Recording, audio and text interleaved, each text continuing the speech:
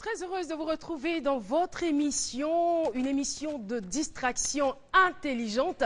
Eh bien, aujourd'hui encore, nous essaierons de vous communiquer le maximum de joie. Il faut dire qu'à ce midi, on a vraiment une pléiade de connaissances. Vous aurez des connaissances aujourd'hui sur la beauté, sur le savoir-vivre et aussi sur les potins, sans oublier la culture générale. Nous avons aussi des invités surprises. Mesdames et messieurs, point besoin de vous demander de rester devant RTI 1, la chaîne qui rassemble, tout simplement parce que c'est midi, c'est maintenant.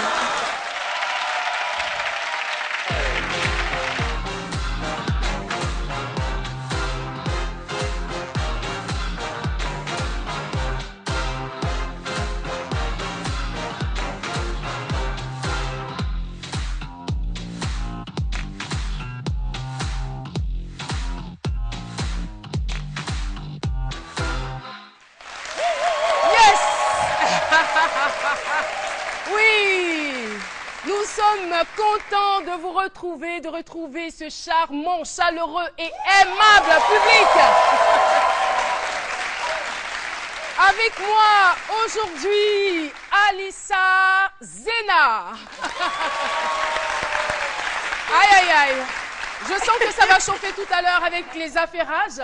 Eh bien, on parlera beauté et mode avec bien sûr Lynn Jabert. Et notre docteur en humour qui est toujours présent à cette émission, ouais. Docteur Philo. Là, il nous vient du nord de la Côte d'Ivoire.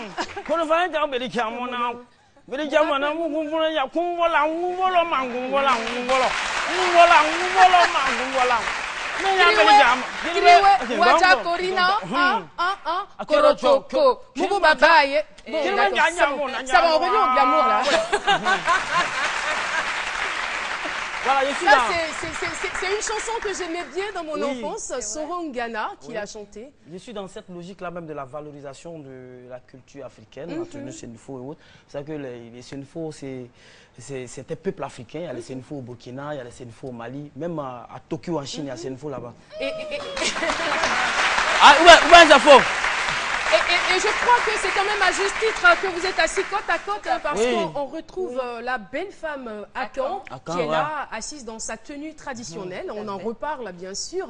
Alors, pour revenir, avant de poursuivre avec toi, Philo, Lynn, aujourd'hui, nous allons parler de coiffure de mariée. Oui. Et pour ce faire, nous avons des personnes qui sont là avec nous, des personnes ressources. Oui.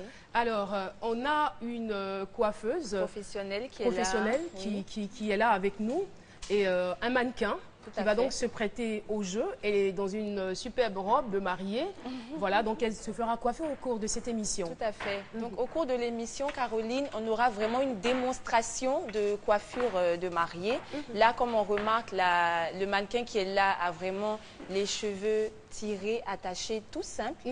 Mais au cours de l'émission, au fur et à mesure, on verra vraiment la coiffure de mariée. On dira tout simplement affaire à suivre, à poursuivre et à rattraper. Alors, docteur Philo, on revient à toi. Le thème du jour, c'est « Je suis efféminée et j'en souffre ».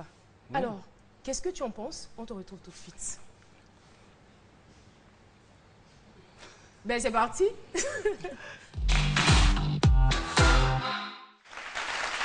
Je suis efféminée et j'en souffre, c'est donc le thème retenu pour ce jour. Efféminée et j'en souffre vraiment, ça relève de mon domaine. Je suis docteur, psychologue, et voilà, c'est mon domaine. Tu es docteur en quoi au juste? C'est vrai que chaque fois j'ai envie de te poser la question. Bon, je suis docteur psychologue, en même temps philosophe, mais pour la circonstance, je suis efféminologue encore. Ah d'accord. Ah d'accord. Voilà. Et donc, voilà. Ce phénomène-là, les personnes, les hommes, les personnes efféminées, la médecine, nous on a déjà travaillé dessus il y a longtemps. Voilà, c'est un peu d'ordre médical, d'autres, comment dirais-je, comment? Psychologique? Ouais, non, pas trop psychologique, mais c'est pour te dire que... Tu peux le dire, ça fait rien. Je t'ai prêté le mot, dis-lui merci. 115. D'accord. Et donc efféminé, c'est un peu d'ordre, je dirais, biologique, à caractère chromosologique. Parce que, oui, vous savez, les globules blancs qui ont des effets sur les globules rouges, et ces effets minent les globules rouges. Donc, c'est des effets des globules blancs qui sont effets minés par les globules rouges. Voilà un peu le point scientifique. Ok. Voilà. C'est pourquoi le thème, il est très important. Le thème de Yodur. Imaginez sur l'instant une femme qui est enceinte, qui va à l'hôpital pour... comment dire, quand on veut voir si c'est garçon ou femme là. Pour faire l'échographie. L'échographie, voilà. Voilà, c'est pas mon domaine, l'échographie, donc je peux oublier les thèmes. Et donc, elle va, puis on lui dit, madame, il y a une bonne nouvelle pour vous. C'est un gros garçon. C'est un garçon. Et quand c'est comme ça, la femme, elle est heureuse. Ah, c'est mon héritier. Et puis voilà, bizarrement, elle accouche. Et puis bon, la femme, déjà, à travers ses pleurs, même déjà, même, tu sens déjà même qu'il est féminin. Mais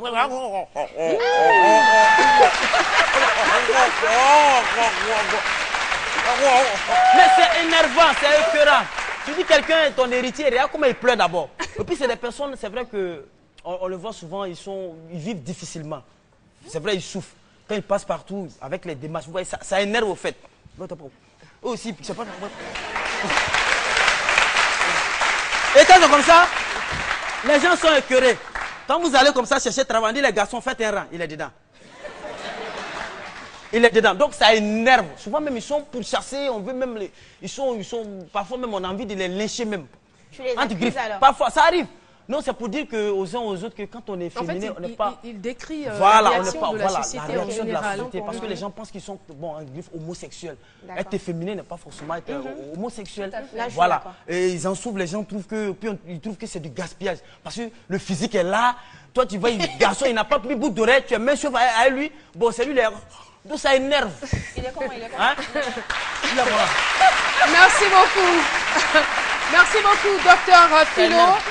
Alors, Philo nous a déjà devancé, hein, il a anticipé la réaction des gens donc, sur ce phénomène. Donc, quel regard portez-vous sur les personnes efféminées, sur les hommes? On regarde et on se retrouve juste après. Tu es né homme, tu dois rester homme. Tu ne dois pas te faire comme femme. Et les filles aussi qui se font comme garçons, elles doivent rester femmes. Elles ne sont pas nées garçons. Tu es né femme, tu es né femme, tu es né garçon, tu es né garçon. Je n'ai pas de regard négatif envers eux. Hein. Je crois que bon, ce n'est pas souvent de la faute de certaines personnes s'ils sont ainsi. Parce que souvent ça dépend de l'entourage où ils ont vécu. Souvent ça dépend, il peut y avoir une famille où la personne entourée que de filles, donc à force de les côtoyer, il finit par avoir un peu ces comportements. Mais je trouve que ça n'a pas d'inconvénient sur sa personnalité du moment où il arrive à vivre avec ça. Ils sont faibles, ils ne se sentent pas capables de remplir les conditions d'un homme, c'est pour cela qu'ils sont efféminés. En tout cas, je pense que dans la société, ils sont mal vus. Et ils doivent être mal vus même. Qu'est-ce qu'on appelle efféminé? Efféminé veut dire qu'il se comporte comme une femme. Mais comment toi tu peux être homme et puis tu te comportes comme une femme? Donc mon regard, ça veut dire que ce n'est pas normal. Voilà, c'est donc un phénomène difficile à comprendre et malheureusement, notre invité témoin de ce jour en souffre. Il est efféminé, il n'arrive pas à comprendre pourquoi, mais il est et la société n'est pas toujours gentille avec lui et nous essaierons d'être le plus gentil possible avec lui. Nous accueillons maintenant notre invité témoin qui arrive et qui s'installe. Alors, ça va? Oui, ça va. On vous a vu venir, hein, Monsieur Tano Alain Vitris. Oui. Moi, j'aime bien le prénom, Vitris. Merci. C'est pas ordinaire. Hein. Oui, c'est très rare. C'est rare. Oui, c'est ma grand-mère qui m'a donné ce prénom. Parce que son frère s'appelait comme ça. Et donc, comme pour lui rendre hommage, elle a décidé de vous donner le prénom. Le nom de Vitris. De Vitris. En hommage à lui. Alors, on va donc aller à l'origine de votre histoire ou de votre problème. Parce que vous étiez au départ, est-ce que je peux dire vous étiez au départ, vos parents plutôt désiraient avoir une fille, désiraient ardemment une fille, non, pas un garçon, une fille. Et ils sont même allés à faire une échographie qui leur a démontré qu'effectivement, c'était une fille qu'ils attendaient. Et grande fut leur surprise de savoir que Vitris était en effet un homme, un garçon. Donc c'était ça. Oui, c'était ça. Et puis, bon, Et ils étaient surpris, mais après, ça s'est passé. Bon, ma garde-robe d'enfant était totalement en femme. Oui, oui, ils avaient préparé puisque l'échographie le leur avait démontré. Voilà. Et j'ai dû porter les habits de femme pendant un ou deux ou trois mois. Comme ça. C'est eux qui vous l'ont dit. Hein, oui, c'est eux qui m'ont dit parce que je n'ai pas vu dedans. C'est eux qui me l'ont raconté. Et c'est comme ça. C'est comme ça que c'est parti. Et puis bon, quand j'ai commencé à grandir, je suis arrivé à l'école primaire. Oui. Et puis bon, à chaque moment, j'étais le sujet de moquerie auprès de mes amis. Tout le temps, ils se moquaient de moi. Donc, quand j'étais encore petit, je ne voyais pas l'ampleur de la chose. D'accord. Mais est-ce que vous compreniez, vous demandiez à l'époque pourquoi vos amis se moquaient? Pourquoi ils se moquaient de moi. Et puis, bon, un de mes amis proches m'a approché, il a eu le courage de me dire, non, Vitrice, voici pourquoi on se moque tant de toi. Tu marches comme une femme, tu parles comme une femme, tu as les gestuels de femme. Voilà, c'est pour ça qu'on se moque tout le temps de toi. Et quelle a été votre réaction en ce temps-là? Ça m'a totalement rien dit. Je suis arrivé à la maison, j'ai expliqué à ma maman. Elle m'a dit non, que c'est pas grave. Pour éviter le sujet, elle m'a dit que c'est pas grave. Et c'est quand je suis arrivé en classe de 6e, 5e, 4e que j'ai réalisé l'ampleur de la chose. Quand je rentre en classe, on me regarde bizarrement, je ne comprenais rien. Et puis bon, tout le monde se moquait de moi. Tout le monde se moquait de moi. Et puis bon, j'ai dû être un truc agressif verbalement pour me défendre. Parce que ça me faisait très mal. Quand je voyais les gens se moquer de moi, en temps... Mais on ne vous bottait pas à la fin des cours, là? Non, on ne bottait pas. Parce que justement, ils peuvent se dire il est efféminé, donc c'est sûr qu'il n'a pas de force. On n'osait pas le faire. Pourquoi, à votre avis?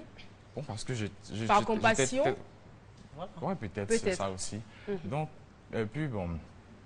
par exemple, dans mon quartier, quand ils me voient directement, ils s'imaginent dans la tête que je suis homosexuel. Ils s'imaginent directement que je suis homosexuel. Moi, je ne comprenais pas ça. Et puis, malheureusement aussi... Ils vous l'ont dit ouvertement ou certaines personnes vous l'ont Oui, certaines personnes qui sont assises aux côtés d'eux, qui me sont proches, viennent me le dire que voici ce qu'on raconte sur toi. Et moi, ça me fait énormément mal. J'en souffre. Je ne sais pas. Souvent, même, je m'en prenais à Dieu. Je disais à Dieu, mais pourquoi il m'a amené dans ce monde comme ça. Je voulais être comme les autres, normal comme mes autres camarades, avoir une copine. Souvent, quand je regarde... Mais vous disiez que vous n'étiez pas normal. C'est ça? Oui, mais est-ce qu'à l'intérieur de vous, je veux savoir, est-ce qu'à l'intérieur de vous, il y avait un certain conflit? Je veux dire, est-ce que par moment, vous ne vous sentiez pas femme à l'intérieur de vous? Bon, non. Non? Non. Et vous ne vous êtes jamais senti attiré par les hommes en grandissant? Non, pas du tout. Et par les femmes?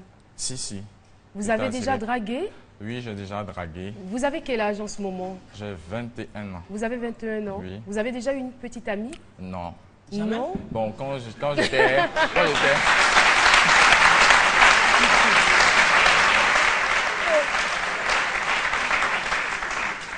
Quand j'étais petit, bon, il y avait les amusements des petites copines. C'était pas trop sérieux. Mais arrivé à un certain âge, il faut que ce soit sérieux. Et donc, j'ai même approché une fille que je vais taire le nom. Je l'ai approchée. Je lui ai fait part de mes sentiments. Elle a dit qu'elle a compris. Bon. Elle avait l'air intéressée. Oui, voilà. Elle me donnait l'impression qu'elle était intéressée. Et puis à la dernière minute, elle me dit non, que c'est plus la peine, qu'elle est déjà avec quelqu'un d'autre. Elle allait se renseigner. Le choc, hein? Elle allait prendre les renseignements sur toi.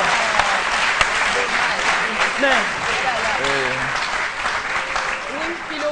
Oui, non, j'ai envie de lui demander, bon, c'est vrai que c'est un cas social qui est devant nous aujourd'hui.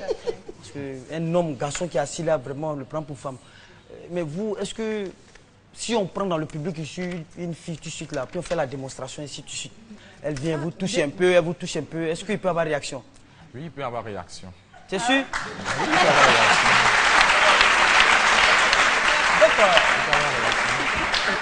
Donc vous êtes un homme alors. Vous êtes un homme, donc tout fonctionne normalement. Oui, hein. quand je me réveille le matin, tout fonctionne. Tout est debout le matin. Est-ce qu'on l'a entendu?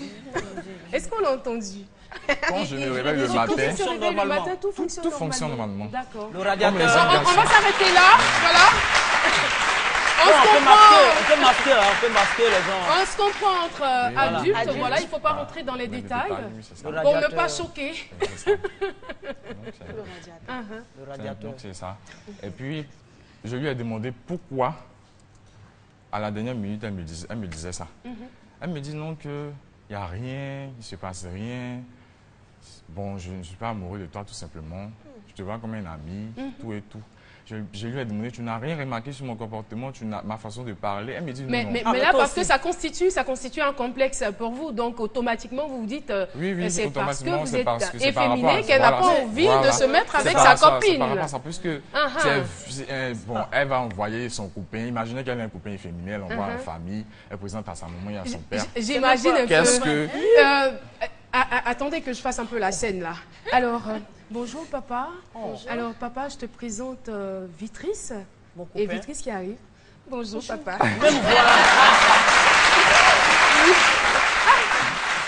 J'imagine la réaction du père. Il est choqué. Il dit, mais attends, Aline, qu'est-ce qui n'a pas marché? Et puis je vois Vitrice. Ah papa, je suis étudiant. Non mais en fait, je rigole avec, mais c'est un problème sérieux parce que vous ne faites pas d'efforts pour être comme ça. C'est un constat que vous avez fait, vous n'arrivez pas à comprendre pourquoi cela arrive dans votre vie. Mais ce que je veux savoir, est-ce que vous avez déjà essayé de faire des efforts pour ressembler physiquement? Moi, ce qui me rassure, c'est qu'à l'intérieur de vous, vous êtes un homme, vous vous sentez homme. Parce que généralement, pour ces personnes qui ont ce genre de problème, ont une certaine dualité. Voilà. Donc, il y a un problème, il y a un conflit qui se passe à l'intérieur d'eux, où tantôt ils se sentent femmes, tantôt ils se sentent hommes. Donc, il y a un problème d'identité. Mais vous, ce n'est pas le cas, parce qu'à l'intérieur, vous vous sentez homme, vous vous sentez attiré par les femmes. Voilà, donc vous êtes un Woody. D'accord, je n'ai rien dit, je passais. Alors, est-ce que vous avez essayé de pratiquer des exercices physiques? Vous avez souvent essayé de marcher comme un gros bras, tout ça, pour faire homme? J'ai tout essayé. Puisque mes amis, qui me sont très proches, me l'ont conseillé. J'ai essayé, j'ai fait tout. Et ça n'a pas marché? Bon, ça a changé. Hein. Ça a changé comme ça, d'accord. Avant, c'était pire. Mais il faut persévérer. Avant, c'était pire. Oui, avant, c'était pire. C'était quoi avant? Bon, Avant... on ne va pas vous faire retomber là-dedans, mais c'était quoi? Avant, c'était grave comme ça. Je n'avais pas tort alors. C'était grave. Avant, c'était grave. Mais maintenant, ça, je peux les mains, je peux les maîtriser. La démarche, je peux marcher en gentleman, tout et tout. Et puis, avant, je n'osais même pas approcher une fille pour l'aborder. Mais maintenant, j'arrive à le faire. J'ai le courage de le faire. Il faut jouer au rugby. Faut jouer au rugby. Quand tu as fait sport rugby, là, d'ailleurs, on te prend comme garçon. C'est sport des garçons, ça, c'est bon. Et aujourd'hui, je veux dire, quel est le message que vous voulez faire passer au juste à votre entourage, à vos amis, à toutes les personnes qui vous connaissent et toutes les personnes surtout qui sont dans votre cas? Je voudrais leur dire à toute la population ivoirienne et surtout au monde entier que être féminin n'est pas synonyme d'être homosexuel. Voilà. Parce que ça arrive à tout le monde en général. Hein. Parce que je dis ça souvent, surtout au moment qu'ils se moquent de moi. Oui, je leur dis ça. Parce qu'elles sont amenées à avoir un enfant demain. Et elles se moquent de moi. Comment dirais-je? Ça peut leur arriver. Elles vont à l'accouchement. On va leur dire qu'elles attendent un garçon. Et puis, bon, à l'accouchement, c'est un garçon, effectivement. Il grandit et il a les comportements de femme et tout. Quand je dis ça, elles me disent que elles vont envoyer l'enfant dans une école de formation militaire. Voilà. Là, ils vont le former. Ça ne résout pas le problème. Hein. Donc, ça ne résout pas le problème. Et mon professeur de SVT, quand je ne comprenais pas en classe, il a eu à me dire non, que c'est le taux de sang de femme qui est plus en moi que pour les garçons. C'est dû à ça. Et bon, il a essayé de me réconforter. Parce que ça encore même, je veux dire que souvent la médecine a du mal à trouver des explications. Les psychologues trouvent que c'est lié à des problèmes psychologiques ou à des troubles affectifs. Mais encore, du côté religieux, on sait que c'est un problème spirituel. Donc, on vous invite tout simplement à chercher des solutions dans ce sens, sur le plan psychologique, de rencontrer un psychologue, sur le plan religieux, d'aller à l'église, de se faire encadrer, voilà, ou encore si vous êtes musulman, voilà, vous cherchez la solution, vous allez à l'église. Je suis déjà encadré à l'église par mon père spirituel. Que je salue d'ailleurs. D'accord. Il pourrait aussi employer la manière forte. Quand vous draguez une fille, quand elle refuse, il faut la brutaliser aussi. Ah, Philo! Non, ça c'est pas un bon conseil. Attention, Caro, j'aimerais juste... Oui, Alissa? J'aimerais juste ajouter quelque chose. Il dit qu'il a 21 ans et c'est sûr qu'il y a 20 ans, les échographies n'étaient pas vraiment sûres. C'est ce que moi, je me dis, c'était pas vraiment sûr. Ou bien il y a 20 ans, c'était vraiment développé aussi. Oui, bien sûr, c'était développé, hein, la médecine. Parce que moi, j'ai eu le même problème aussi. Quand ma mère était enceinte, l'écho a révélé que c'était un petit garçon. Ah bon? Voilà, oui. Alissa, Donc, voilà. Alissa, tu fais le buzz en ce moment. D'accord, merci pour l'info. Ça, c'est sûr. Mais est-ce que donc, tu étais un peu garçon manqué? Oui, dans mon enfance. Mais tu es très féminine maintenant. Non, maintenant c'est géré. Une adorable jeune fille. D'accord.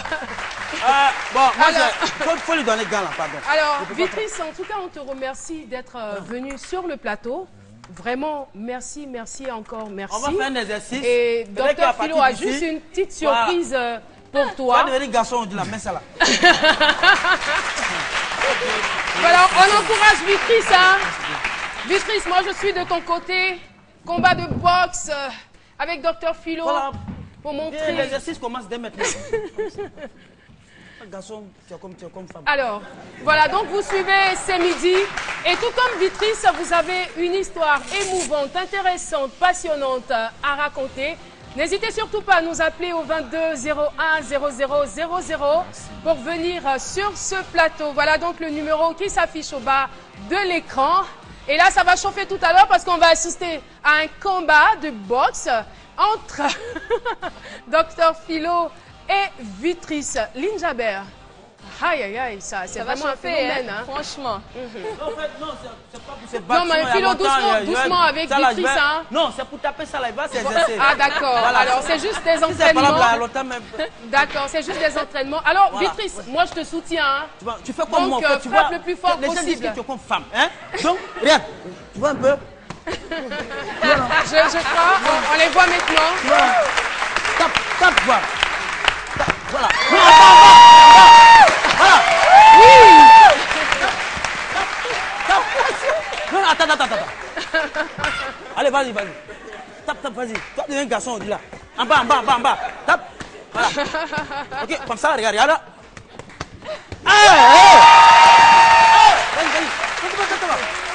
Vas-y.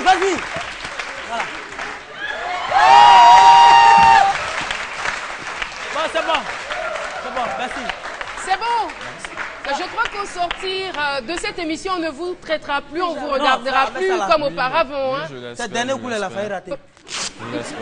Vous l'espérez. Mais c'était bien, c'était super tout à l'heure. Félicitations. Félicitations. Vous ressemblez à un homme, un vrai. Tu es rebaptisé homme. Bravo, on applaudit encore une fois pour Vitrice. Et merci aussi à Dr Philo. Merci pour ta participation. Voilà ma contribution.